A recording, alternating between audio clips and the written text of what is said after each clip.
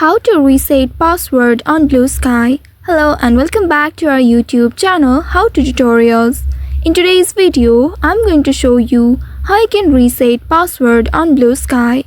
To reset your password on BlueSky, you will need to open the BlueSky application on your mobile device, or you may also go to the official website of BlueSky. Here I have opened my application. Once you open the application, you will land on this page.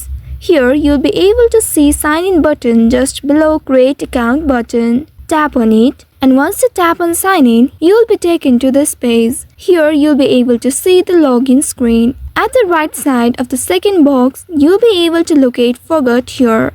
Simply tap on this forgot option, and by doing so, now you'll be prompted to enter the email address you used to register or your BlueSky handle name. Now you will be prompted to enter the email address you used to register on BlueSky account. Once you have entered it, tap on this next button right here. Now you will receive an email from BlueSky with a reset code. You will need to open your email, and inside it, here you will be able to get this code. Simply tap and hold the code, and you will be able to see this copy option from this bar.